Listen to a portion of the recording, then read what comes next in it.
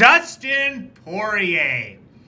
So a lot of fans yesterday were asking him if they could give us, if he could give us a hint as to who he's fighting next for his final fight of his UFC career. And classic Dustin Poirier responded with 3 letters. W-A-R. War. So in this video, I'm going to predict for you exactly who I think is going to be the guy Dustin Poirier is going to face in his final fight in the UFC. But before I do that, we're going to look at some of the most classic Dustin Poirier wars of all time. But before I do, if you wouldn't mind, hit the like and subscribe button. Helps with the YouTube algorithm, helps grow the channel. So we had some classics throughout Dustin Poirier's career. Michael Chandler versus Dustin Poirier. Phenomenal fight. Justin Gaethje versus Poirier. 1 and 2 were both great fights. 1, I think, was a little bit more exciting. Max Holloway versus Dustin Poirier was fantastic. Poirier versus McGregor, both 1 and 2, for as long as they lasted, were pretty phenomenal fights. And then there were some of those fights in the early days of his career, which are also incredible. Even some of his more recent performances against Benoit Saint Denis and against Islam Makhachev were pretty incredible. And his fight back in 2020 with Dan the Hangman Hooker was one for the ages. So let's break it down. We're going through the top 5. And guys, this is my opinion. Do you agree? Let me know in the comments which was your favorite Dustin Poirier. So it's coming in at number 5. I'm going to say it was his title shot against Islam Makhachev. It ended in a submission in the 5th round, but throughout that whole fight, it was a scrap. Dustin Poirier was defending most of the takedowns. There were some equal exchanges in the striking side of things. He even made Islam bleed, and not a lot of people can say that they made Islam Makhachev's face look like that. Maybe Volkanovski, that's kind of the only one. But everybody else, Islam Makhachev has dealt with them with relative ease. But Dustin Poirier went into this fight knowing that this was his last crack at a world championship. He gave it absolutely everything, showed his veteran level experience, put it all out there. This just displays how great Islam Makhachev is. But nevertheless, this was a war in and of itself, a phenomenal war. This is one of those ones for the ages. Unfortunately, Dustin Poirier came up short, but nevertheless, this was a great, great fight, and he put it all on the line for us, the fans, and for himself and for his family. Coming in at number 4, I'm going to come right out and say it. It was the Gaethje versus Poirier fight. This was an incredible fight that ended in Dustin Poirier finishing Justin Gaethje by TKO. Lots of back and forth throughout that fight. Justin Gaethje wasn't the veteran, didn't have the experience back then, but he was ready to throw caution to the wind and put himself on the line. Both of them were trading back and forth. Both of them were cracking each other with some crazy shots. And at the end of the day, Dustin Poirier got the job done. That is why he is the diamond, because the diamond doesn't break, the diamond doesn't crack. This was an absolutely incredible war, an incredible fight. Now we've got a situation where Justin Gaethje has won that, and a lot of fans want to see that trilogy. But after his last win over Rafael Fiziev, Gaethje said, I don't think either one of us want to do that to the other person's families. So it looks as though that fight might be off the table. I know that's the fight that fans are salivating for, but I don't think that's going to be the one that Poirier goes out on. I think both of them are right in the sense that, let's leave it at 1 apiece. We've had some great wars. We'll leave it there. What do you guys think? Is that the one that you want to see? That's the one I want to see. So number 3, I'm going to put Max Holloway versus Dustin Poirier 2. And now, this was an incredible war. Dustin Poirier won by a decision. Lots of back and forth, lots of hard shots thrown throughout the fight. I believe this was the one where Dustin Poirier won the interim lightweight championship, if I'm not mistaken. I think that was the case.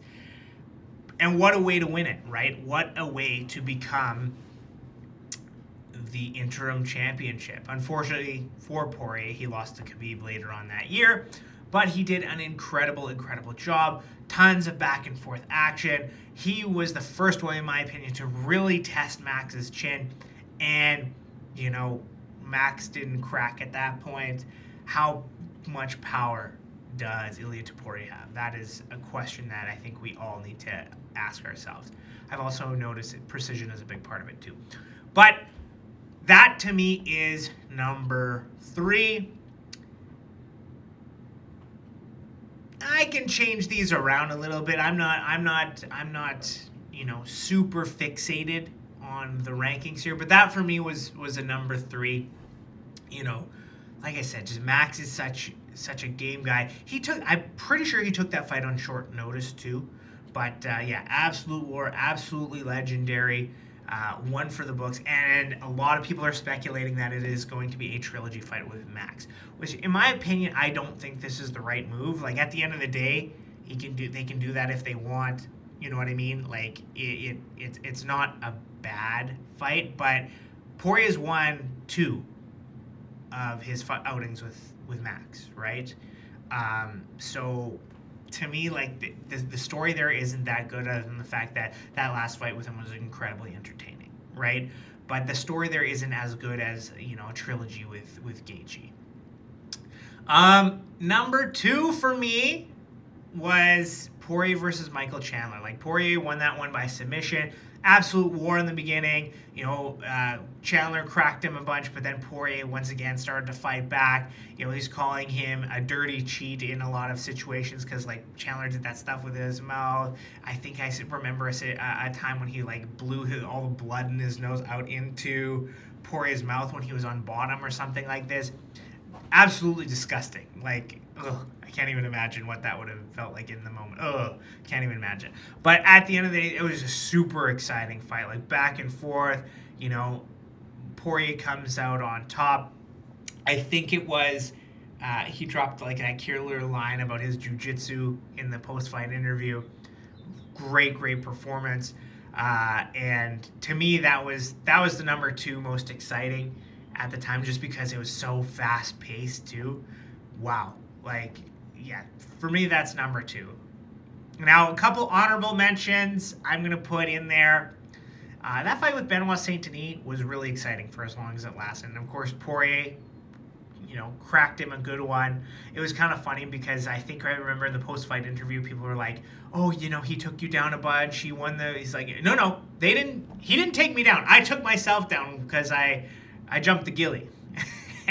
And I remember in that fight, like, his corner was just like, oh, no more guillotines, and he goes right out there and does it again, right? So it was, obviously, I think that Poirier in that time, he didn't see that there was any kind of danger for him, so he just kept going for it, and then he ended up getting the KO victory, right? So to me, that's an honorable mention. I wouldn't classify that necessarily as like a super all-out war, but it was a pretty incredible fight. And and a couple other honorable mentions for the McGregor fights. They didn't last super long. Poirier clearly won both of them, but lots and lots of hype behind it, and he kind of put Conor McGregor in his place not once but twice. Now, for number 1 on my list, and this will segue into who I think it's going to be, Dan Hooker. That Dan Hooker fight that took place back in 2020 during COVID, when everything was locked down, in a quiet Apex arena where you could hear fists crack, bones rattle, grunts. You could see everything. It was just absolute silence. And these 2 guys, can you imagine if this fight had taken place in front of a roaring crowd? How they would have been on there. This was the war of the century for Dustin Poirier, in my opinion. They both left on a stretcher, I'm pretty sure. Like, it was absolute savagery. back and forth the entire time. Dustin Poirier, obviously, he got the win there, but Dan Hooker held his own against clearly one of the best in the division. And if I remember correctly, like, this was a huge risk on Dan Hooker's part because he like flew there and he was like stuck, I think, for months because of all the COVID lockdowns or whatever, and he was like living in a hotel and all these other kind of things to take this fight and to like entertain us fans, not live, but just from the comfort of our own homes, right? So to me, that was the biggest war of Poirier's career from what I can remember in all the fights that I remember watching of Dustin Poirier. So that's number one for me. Do you guys agree? What do you guys think was the number one war from Dustin Poirier? Let me know in the comments. And as the grand finale to this video, don't forget to subscribe. Don't forget to like. Come on, be a gentleman. Be a gentleman. I'm really thinking it might be Dan Hooker. Dan Hooker is ranked number 6. Poirier is ranked number 5. That was a legendary fight. Poirier won. Dan Hooker's on a bit of a winning streak right now. I think he just beat Gamrot, one of Poirier's teammates. So there's like a lot of story there. There is that one win. There is that concept of a rematch. There is that potential for an all-out war. You've got that crazy chin of Dan Hooker. You've got that amazing boxing of Dustin Poirier. So this could be it. However, there was the prerequisite to this fight, which Dustin Poirier said legends only. So do you consider Dan Hooker a legend? I don't know, right? I don't know if he fits the bill. What I will say is that to me, that was like the most entertaining, gut-wrenching fight of Dustin Poirier's career with Dan Hooker back in 2020. And so if I'm the UFC and if I am Dustin Poirier, I look at that fight with Max and I say, well, he's already beaten him twice. Justin Gaethje said he's not interested in that fight and he doesn't want that for either of their families. And if I'm Dustin Poirier, I'm probably like, yeah, okay, I can see that. Now, I think that is the number one fight that most fans would want to see, but I don't think that one's going to happen. Chandler ain't happening. There's not going to be another Conor.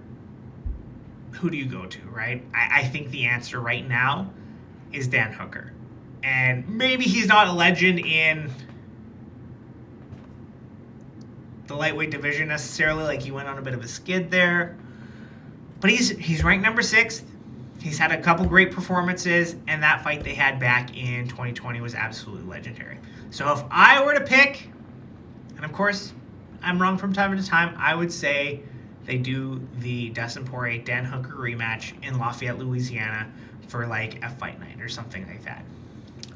What do you guys think? Do you agree? Let me know in the comments. Thank you for watching, and we will see you next time.